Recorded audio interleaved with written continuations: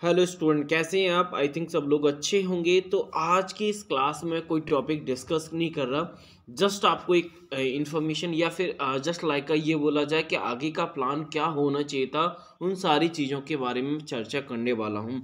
तो सबसे पहले तो मैं आपको समझा देता हूँ कि सीपीसीटी का ऑनलाइन मॉक टेस्ट नंबर 1 अब अपलोड हो गया है। काफ़ी स्टूडेंट ने अटेम्प्ट कर लिया है। तो दो सवाल हैं मेरा आपसे, यानी क्या आपने अटेंड कर लिया है तो अच्छी बात है, नहीं किया है तो जाके करना है। पहला सवाल तो ये हो गया। दूसरा सवाल ये है कि आपका स्कोर क्या रहा, ये मुझे कमेंट बॉक्स में लिख के बता दो। मोस्टली सारे स्टूडेंट का मुझे स्कोर चाहिए कि आपका स्कोर क्या रहा। अब स्कोर, अगर आप स्कोर देखोगे तो स्कोर डिफरेंट स्टूडेंट अपने स्कोर लिखना स्टार्ट करेंगे। काफ़ी स्टूडेंट ऐसे भी होंगे जिनका स्कोर लोएस्ट गया है, जो पासिंग मार्क्स हैं उससे। काफ़ी स्टूडेंट ऐसे भी होंगे जिनका स्कोर बहुत अच्छा गया है। तो मैं सभी स्टूडेंट, चाहे तो वो लोएस्ट स्कोर है, एवरेज है या फिर हाईएस्ट स्कोरर है, मैं उनसे एक बात बोलने वाला हूँ कि आपको घबराने वाली बात नहीं है। लोएस्ट वालों को ना हाईएस्ट वालों को खुश होने की बात है, क्योंकि दोनों स्टूडेंट को एक ही काम करना पड़ेगा, यानी दोनों एक ही कैटेगरी के हैं। अब कैसे हैं ये मैं आगे बताऊंगा। तो मैं ये आशा करता हूं कि सारे स्टूडेंट हैं उन्होंने इस मॉक टेस्ट को अटेम्प्ट कर लिया है। जिन्होंने नहीं किया है, वीडियो के डिस्क्रिप्शन में लिंक है, जाके ज्वाइन कर लो। बहुत बेहतरीन है। आप सभी को पता है कि बीएसआई अकेडमी का जो मॉक टेस्ट होता है सबसे बेहतरीन होता है, एग्जाम ओरिएंटेड ही होता है, बिल्कुल एग्जाम पैटर्न रखते हैं। एक अच्छी बात हमारे मॉक टेस्ट की ये है कि जो स्कोर एक्चुअली में आपका एग्जाम में आने वाला है वही स्कोर ये मॉक टेस्ट आपको दिखाता है। यानी जो आपका रिजल्ट एग्जाम में पता चलेगा, मेरा स्कोर यहाँ पर है, मैं एग्जाम में इस पोजीशन पर स्टैंड कर रहा हूँ, तो आपको खुद उस पोजीशन को सुधारने और बिगाड़ने दोनों का मौका रहता है।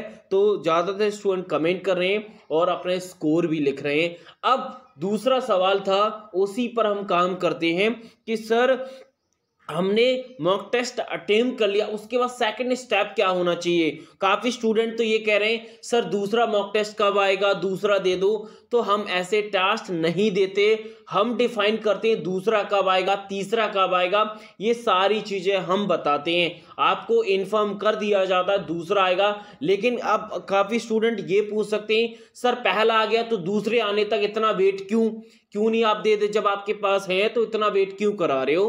क्योंकि इसका रीज़न है, इसके पीछे क्या रीज़न है मैं थोड़ा सा आगे आपको बताने वाला हूँ। चलिए तो मैं आगे बढ़ता हूँ। जिन स्टूडेंट को मॉक टेस्ट में काफ़ी पहुँचने में तकलीफ हो रही तो उनको पहले मैं बता दूँ, ऑनलाइन जो मॉक टेस्ट है उसमें आप 3 डॉट पर लेफ्ट में जो 3 लाइन है, जैसे ही वहाँ पे क्लिक करोगे पहला मॉक टेस्ट आपको दिख जाएगा। और जो संकल्प बैच वाले स्टूडेंट हैं वो, अब अगर आप 3 लाइन पर जाओगे अपने लेफ्ट साइड में, जहाँ से आप अपने वीडियोस की पीडीएफ की इंडेक्सिंग चेंज करते हो, वहीं से अगर आप देखोगे सबसे पहले ही नंबर पे मैंने आपको ऑनलाइन मॉक टेस्ट रख दिया है। यानी जिन्होंने बीएसआई अकेडमी का सीपीसीटी का कोई भी बैच इनरोल किया है उनको कोई भी एक्स्ट्रा मनी देने का ज़रूरत नहीं है, आपको आपके बैच में अपलोड कर दिया गया है। जिनको देने में प्रॉब्लम आ रही है जाके देख लेना, फिर भी प्रॉब्लम आए तो कमेंट कर देना। चलिए अब बात आती है जिन्होंने कंप्लीट बैच लिया है उनको कैसे मिलेगा। तो उनके लिए सबसे पहले तो आपके पास पीडीएफ था जहां से आप पढ़ रहे थे, उसके बाद आपके पास वीडियो क्लासेस थी, देन उसके बाद आपके पास 3rd नंबर पे ऑनलाइन मॉक टेस्ट है, वहां पर जाओगे आपको सीधा मिल जाएगा। तो ये तो था उन स्टूडेंट के लिए जो बीएसआई के लिए ऑलरेडी स्टूडेंट हैं, चाहे तो वो ऑनलाइन मॉक टेस्ट में रजिस्ट्रेशन हो चुके हैं, चाहे फिर उन्होंने कोई बैच ज्वाइन किया है कंप्लीट वाला। अब मैं थोड़ा सा आगे जाता हूं और इस जर्नी को आगे बढ़ाता हूं, इस वीडियोस को। तो सबसे पहला सवाल तो जो आपके माइंड में, जहां से हमने जर्नी स्टार्ट की थी वहीं पर वापस जाते हैं, यानी step to attempt online mock test. Sir क्या स्टेप होने चाहिए, क्योंकि हर अकेडमी का अलग रोल होता है, लेकिन हमारा थोड़ा सा पैटर्न है वो अलग है। हम स्टूडेंट को इस प्रकार से प्रिपेयर करते हैं जिससे स्टूडेंट का जो फियर होता है, डर होता है ना, वो एग्जाम में हमारे स्टूडेंट को तो बिल्कुल भी फील नहीं होता। इसके रीज़न है, वो रीज़न है इसके स्टेप। जब हम कोई टेस्ट देते हैं तो किस स्टेप से आपको गुजरना होता है वो स्टेप ही सबसे ज़रूर ट्रेनिंग होती है। आपने ट्रेनिंग का नाम सुना होगा, किसी भी सोल्जर्स की ट्रेनिंग पहले होती है। ट्रेनिंग इसीलिए ज़रूरी है क्योंकि उनके अंदर जो फियर होता है और जो प्रॉब्लम्स आने वाली हैं, जो स्ट्रगल आने वाले हैं, उनको फेस करने में जो कठिनाई आती हैं वो सारी पहले ही फेस कर चुके होते हैं, तो उनकी वो काबिलियत होती है जिससे वो सीधी उन प्रॉब्लम को सीधा फेस कर लें। चलिए तो मैं स्टेप बाय स्टेप आपको सारी चीज़ें समझाता हूँ। स्टेप में जैसे ही आप जाओगे तो पहला स्टेप होता है कि डू बेस्ट। जैसे ये मैंने मॉक टेस्ट आपको अपलोड किया, तो उस मॉक टेस्ट में आपको बेस्ट देना है। बेस्ट कैसे? काफ़ी स्टूडेंट एक गलती करते हैं कि जो मॉक टेस्ट हम देते हैं या फिर किसी भी इंस्टीट्यूट का कोई भी आप टॉपिक वाइज दे रहे हो, तो उस टेस्ट में अपना बेस्ट दो। जब तक बेस्ट नहीं दोगे, और एक चीज़ और है, क्योंकि काफ़ी स्टूडेंट बेस्ट इसीलिए नहीं देते, उनके माइंड में एक ही ख्याल रहता है कि सर ये तो प्रैक्टिस है, ये तो मॉक टेस्ट है। वो ऐसा एग्ज़ाम इसे एज एग्ज़ाम नहीं समझते। तो मेरा कहना यही है कि आप यही समझिए कि यही हमारा फाइनल एग्ज़ाम है, तो जितना बेस्ट दे सकते हो। और इसका एक मेन रीज़न ये भी है कि जब हम घर पे देते हैं तो हमारा जो इन्वायरमेंट होता है, हम एक्चुअली उस टाइम में नहीं देते। तो एक्चुअली में जैसे हमारा पेपर 75 मिनट का होता है, तो जब आपके पास वो सुटेबल टाइम हो 75 हो, तभी आप टेस्ट को अटेम्प्ट करें। अगर आपने सोचा कि मेरे पास आधा घंटा है मैं अटेम्प्ट कर लेता हूँ, तो आपका बेस्ट नहीं होगा। जो रिजल्ट आएगा वो एक्चुअली में आपकी परफॉर्मेंस नहीं दिखाएगा, आपको पता ही नहीं चलेगा कि आप किस पोजीशन पे स्टैंड कर रहे हो। तो ये मेन रीज़न होता है, काफ़ी स्टूडेंट नहीं देते। और ये हमारा मतलब हम हैबिट डाल रहे हैं स्टूडेंट को कि वो अपना बेस्ट करें। और मेन होता है टाइम का। काफ़ी स्टूडेंट कहते हैं सर एग्जाम में टाइम कम पड़ गया, और हमारा टेस्ट जब अटेम्प्ट करते हैं तो उनके पास टाइम बचता है। तो ये भी आप मेंटेलिटी खुद समझ सकते हैं कि एग्जाम में तो आपको एक्स्ट्रा टाइम चाहिए और यहाँ पर आपके लिए एक्स्ट्रा टाइम बच रहा है, तो आप खुद दोनों में डिफरेंस फाइंड आउट करिए। और काफ़ी स्टूडेंट ऐसे भी हैं जो ये मानते हैं कि सर CPCT में 70 जो 52 का है वो आप हमें करा दीजिए, बाकी का हम कर लेंगे। तो जब टेस्ट अटेम्प्ट करते हैं तो 23 वाला पोर्शन वो अटेम्प्ट ही नहीं करते। तो ये आपकी सबसे बड़ी भूल है। क्यों? क्योंकि 23 वो वाला पार्ट है जहां से आप स्कोर ऊपर ले जा सकते हो। क्वालिफाई तो हो जाओगे कंप्यूटर से, लेकिन ज़्यादा स्कोर आ जाए क्या नुकसान है? नहीं है। तो यही आपको करना है, यानी जब आपके पास पूरे 24 घंटे में जब आपके पास 75 मिनट हो, उसी टाइम पर आप दो। क्योंकि ऐसा नहीं है कि हमने टेस्ट किया अपलोड तुरंत आपको देना है, नहीं, ऐसा हम बिल्कुल नहीं करते। आपके पास आप खुद इंडिपेंडेंट हैं, किस टाइम पर किस प्लेस पर कैसे देना है आप डिफाइन करोगे। और जिनके पास लैपटॉप या PC इन दोनों में से कोई भी है, तो मैं उनको यही रिकमेंड करूंगा कि आप अपने PC या लैपटॉप पर दोगे तो कम से कम एग्जाम वाली फीलिंग पहले ही आ जाएगी। और मोस्टली शांति वातावरण में दें, या फिर नाइट में दे सकते हो तो और अच्छी बात है, क्योंकि घर में शोर शराबा होता है, उस चीज़ को आप निगलेक्ट कर सकते हो, इग्नोर कर सकते हो, और वो चीज़ आप फेस करोगे बहुत अच्छा। चलिए अब बात करते हैं स्टेप नंबर 2 की। स्टेप नंबर 2 है एनालिसिस। यानी ये भी बहुत बड़ा फैक्टर है, क्योंकि आपने देखा होगा कि हमारे सेकंड टेस्ट में इतना बड़ा गैप है। गैप इसीलिए क्योंकि अगर हमने सारे टेस्ट वन टाइम में दे दिए, तो आप स्टूडेंट के अंदर एक मतलब एक बुरी आदत है। क्या है? जैसे आपने पहला टेस्ट रखा, जो भी आपका स्कोर रहा आप उससे संतुष्ट हैं या नहीं हैं वो मैटर नहीं करेगा। सीधा हम क्या करेंगे, दूसरा टेस्ट या नेक्स्ट टेस्ट हम अटेम्प्ट करना स्टार्ट कर देंगे, जो कि बहुत बड़ी गलती हो जाती है। यानी जो आपने टेस्ट किया है उस पर प्रॉपर एनालिसिस करो कि आपने क्या गलतियां की, क्यों स्कोर गलत आया।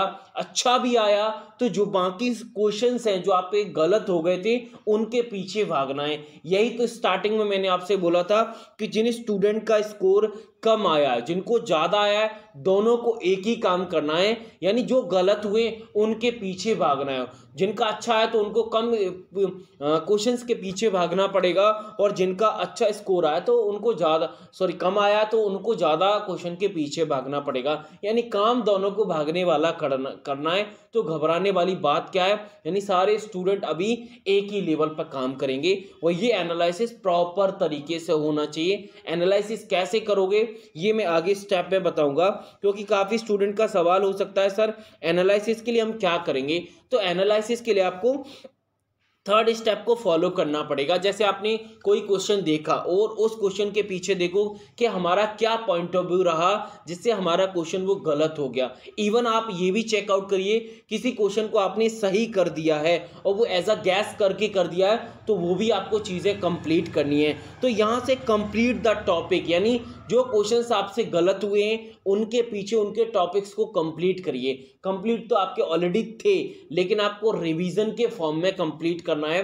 और जो टॉपिक आपका रिवाइज्ड है उनको आप खुद के माइंड में रिकॉल कर लिए कि हाँ ये चीज़ थी, इससे रिलेशन इसका था। मतलब जो रिवीजन नहीं होता, खुद से इमेजिनरी फॉर्म में अपनी माइंड में वो लिंकिंग क्रिएट करते जाइए जिससे उस टॉपिक का रिवीजन हो जाए। कहने का मतलब ये है कि जितना टाइम आपने उस पेपर को सॉल्व करने में दिया उतना ही, या फिर जैसे ही भी हो, पहले टेस्ट में थोड़ा सा उतना ही टाइम दोगे, उससे ज़्यादा भी लग सकता है, लेकिन सेकंड स्टेप में जैसे ही जाओगे तो हो सकता है टाइम आपका डिक्रीज होता चला जाए। यही एनालिसिस का फैक्टर रहता है।